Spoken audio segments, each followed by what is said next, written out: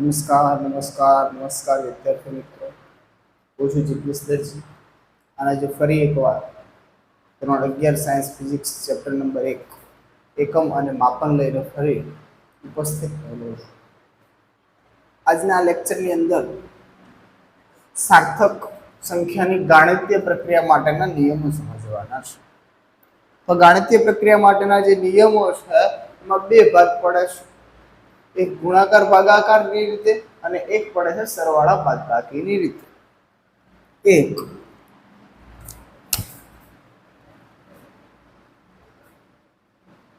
ગુણાકાર ભાગાકારની રીતે અને બીજા પડે છે સરવાળા બાદબાકીની રીતે. ગુણાકાર ભાગાકારની રીતે અને બીજા છે સરવાળા બાદબાકીની રીતે. તો ચલો આને સમજવાનો ટ્રાય કરીએ. વાત કરીએ ગુણાકાર ભાગાકારની રીતે. કઈ રીતે?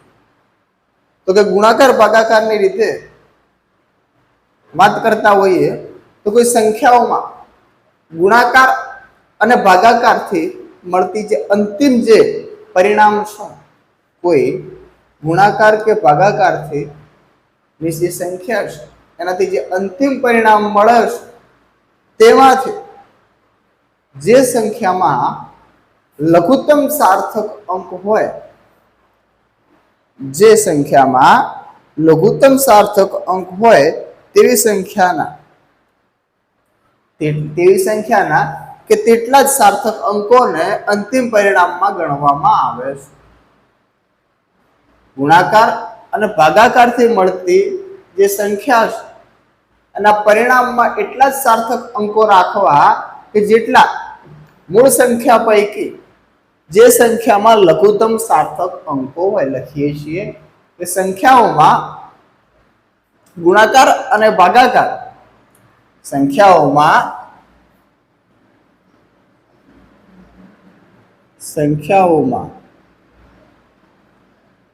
ગુણાકાર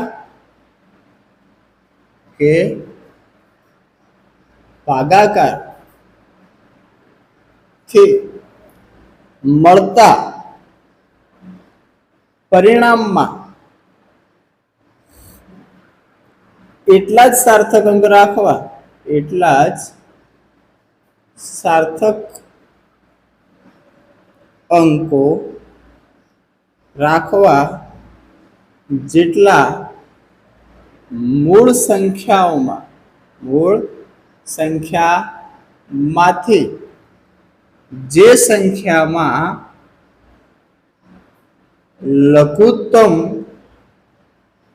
સાર્થક અંક હોય.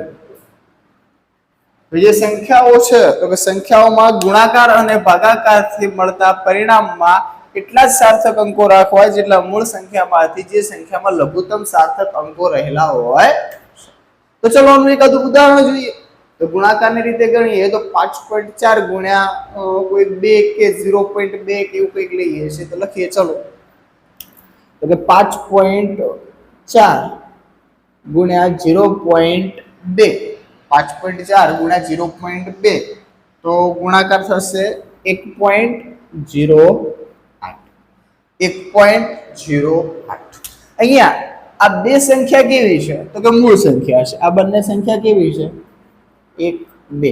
આ બે કેવી સંખ્યા છે તો કે મૂળ સંખ્યા છે. આ મૂળ સંખ્યાના ગુણાકારથી અહીંયા જે અંતિમ પરિમાણ મળ્યું છે કે અંતિમ પરિણામ મળ્યું છે, આ અંતિમ પરિણામ જોયું. હવે આ બંનેમાં સાર્થક અંકો કેટલા છે? તો આની અંદર સાર્થક અંક કેટલા? તો 1 અને 2. પ્રથમ સંખ્યામાં સાર્થક અંક કેટલા? તો કે 2. આમાં સાર્થક અંક કેટલા? તો 1. તો શું કહે છે? સંખ્યાઓમાં ગુણાકાર અને ભાગાકારથી મળતા પરિણામમાં જે અંતિમ પરિણામ મળે એટલા જ સાર્થક અંકો રાખવા કે જેટલા મૂળ સંખ્યામાંથી જે સંખ્યામાં લઘુત્તમ. તો આ બંનેમાં એકમાં 2 છે, એકમાં 1 છે. તો કેટલા સાર્થક અંક રાખવા? તો લઘુત્તમ શામાં છે? તો કે લઘુત્તમ આ સંખ્યામાં છે. કેટલા છે? તો એક સાર્થક અંક છે. તો 1.08 ની જગ્યાએ હું સાર્થક અંક કેટલા લખી શકું? તો એક જ સાર્થક અંક લખવાના. તો પછી આને શું કરીશું? આ 08 ને દૂર કરી શકશો કે 8 ને દૂર કરી શકશું તો હવે શું લખાશે 1.0 અથવા કે 1 લખાય છે. હવે સાર્થક અંકોની સંખ્યા કેટલી થઈ ગઈ 1 થઈ ગઈ. ક્લિયર છે. ચલો ભાગાકારની વાત કરીએ તો ભાગાકારનો કોઈ જોઈએ છીએ 26.38 ભાગ્યા 12 કરીએ છીએ 26.38 ભાગ્યા 12 આવી કોઈ સંખ્યા લઈએ છીએ તો 26.38 ભાગ્યા 12 કરીશું તો જવાબ આવશે 2.7933 2.7933 આવી રીતે ચાલી જાય છે સંખ્યા. આવો એક જવાબ મળે છે. તો આ બંને સંખ્યા છે આ બંને સંખ્યાની અંદર આ ભાગાકાર કરેલ છે આ બંને સંખ્યા કે મૂળ સંખ્યા કેટલી 26.38 અને બીજી છે 12. તો બે સંખ્યાની અંદર આપણને નાની સંખ્યા કે લઘુત્તમ સાર્થક અંક વાળી સંખ્યા કઈ છે તો કે આમાં પહેલી ઉપરની સંખ્યા છે એમાં સાર્થક અંક કેટલા તો કે 4. નીચેની સંખ્યામાં સાર્થક અંક કેટલા તો કે 2. તો આ બંનેમાંથી લઘુત્તમ સાર્થક અંક વાળી સંખ્યા કઈ તો કે નીચેની કેટલી છે તો કે 12 છે. તો આના મારે કેટલા સાર્થક અંક લખી શકાશે માત્ર 2 સાર્થક અંક લખાશે. 2 સાર્થક અંક લખાય તો 1 અને આ 2 જ લખાશે. હવે આ 2 જ લખાશે બીજા કોઈ લખાશે નહીં. હવે અહીંયા જુઓ આ 9 છે અને આગળ 1 છે. હવે 5 કરતા મોટી સંખ્યા હોય 5 કરતા જ્યારે મોટી સંખ્યા હોય તો આપણે નિયમ હતો શું હતો રાઉન્ડિંગ ઓફ નો રાઉન્ડ ઓફ નો શું નિયમ હતો કે આગળની સંખ્યામાં 1 ઉમેરવાનો. આગળની સંખ્યામાં 1 ઉમેરીએ અહીંયા 9 છે તો 9 છે અને અહીંયા શું છે 1 તો અહીંયા 9 છે તો આગળનામાં 1 શું થશે ઉમેરાશે તો શું બનશે 2.2 સંખ્યા શું બનશે 2.2. ક્લિયર થાય છે. ગુણાકાર ભાગાકારની રીતે એક ગુણાકારનું ઉદાહરણ લીધું છે એક ભાગાકારનું ઉદાહરણ લીધું છે. ક્લિયર છે. ત્યારબાદ સરવાળા અને બાદબાકીની વાત કરીએ કે સરવાળા અને બાદબાકીની રીતે કેવી રીતે થાય છે તો કે સરવાળા કે બાદબાકીની રીતે તો કે જે સરવાળાની સંખ્યા કે જે સંખ્યા છે સંખ્યામાં સરવાળા કે બાદબાકીમાંથી જે સંખ્યામાંથી લઘુત્તમ સાર્થક અંક મળે છે જે સંખ્યામાંથી લઘુત્તમ સાર્થક અંક અથવા કે લઘુત્તમ દશાંશ સંખ્યાઓ ધરાવતી હોય સરવાળા કે બાદબાકી કરતી વખતે જે સંખ્યામાં લઘુત્તમ એટલે કે દશાંશ સ્થાનો જે છે એ ધરાવતી હોય લઘુત્તમ દશાંશ સ્થાનો ધરાવતી હોય તો આવી સંખ્યાઓમાં લઘુત્તમ દશાંશ સ્થાન હોય તેટલા જ દશાંશ સ્થાન રાખવામાં આવે છે. જેટલા દશાંશ સ્થાન ઓછા એટલા દશાંશ સ્થાનો રાખવામાં આવે છે. એ સંખ્યાઓમાં સરવાળા કે બાદબાકીથી તે સંખ્યાઓમાંથી લઘુત્તમ દશાંશ સ્થાનો ધરાવતી સંખ્યાઓમાં એટલા જ દશાંશ સ્થાનો હોય તેટલા જ દશાંશ સ્થાનો રાખવામાં આવે છે. સંખ્યામાં સરવાળો કે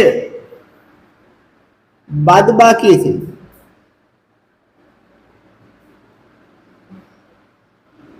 જે સંખ્યામાં લઘુત્તમ દશાંશ સ્થાન આવેલો હોય તેટલા જ દશાંશ સ્થાન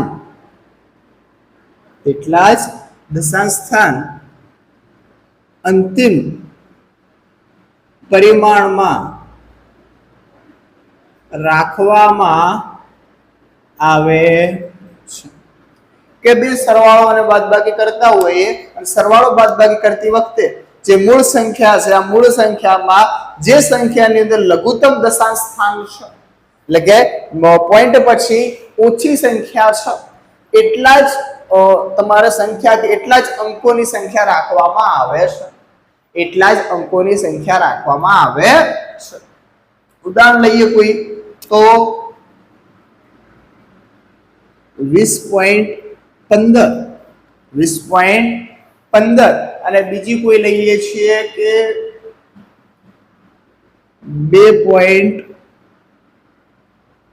5 2.5 અથવા કે 2.50 2.5 અથવા કે 2.50 અથવા એમાં લખીએ 2 જ લખીએ છીએ ચલો 2 તો આમાં શું કરવું છે આપણે સરવાળો કરવો છે તો સરવાળો કરીએ છીએ તો 5 1 2 અને 2 તો 22.15 કેટલા આવે છે તો કે 22.15 આવે છે હવે અહીંયા જુઓ કે લઘુત્તમ દશાંશ સ્થાન પછી તો કોઈ સંખ્યા છે જ નહીં લઘુત્તમ વાળી સંખ્યા કઈ તો કે બીજા નંબરની એમાં દશાંશ પછી કોઈ સંખ્યા છે જ નહીં તો આને હું કઈ રીતે લખી શકું તો આને મારે સાર્થક અંકમાં માત્ર આવી રીતે લખીશું કે 22 જવાબ લખીશું કેટલા લખીશું 22 માત્ર ને માત્ર એનો ઉકેલ લખી શકાય છે બીજું કોઈ લખી શકીએ કે 6.2 ગુણ્યા 0.12 લખું છું 6.2 પ્લસ 0.12 લખું છું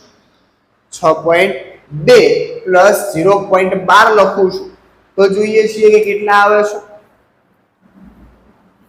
ચલો અહીંયા કહીને 0 કેટલા છે 2 3 6 બરાબર છે બરાબર છે બરાબર છે હવે અહીંયા જે દશાંશ સ્થાન છે દશાંશ સ્થાન પછી કેટલી સંખ્યા તો એક જ છે કારણ કે 0 ને ગણી શકાય ને અથવા કે 0 ને નીકાળી દઈએ તો દશાંશ સ્થાન પછી કેટલી સંખ્યા તો કે 1 તો અહીંયા પણ દશાંશ સ્થાન પછી કેટલી સંખ્યા રાખી શકાશે તો કે માત્ર ને માત્ર એક જ સંખ્યા રાખવામાં આવશે તો શું લખીશું કે 6.3 કેમ કારણ કે અહીંયા તો 2 છે 2 4 કરતા 5 કરતા 2 કેવી કહેવાય નાની અને આપણે રાઉન્ડિંગ ઓફ ની અંદર આપણે શીખ્યા હતા કે 5 કરતા નાની સંખ્યા હોય અને સીધી દૂર કરવામાં આવે છે અહીંયા કેટલા લખી શકાશે 6.3 લખી શકાય છે ક્લિયર થાય છે બરાબર છે ચલો સ્ક્રીનશોટ લઈ શકો છો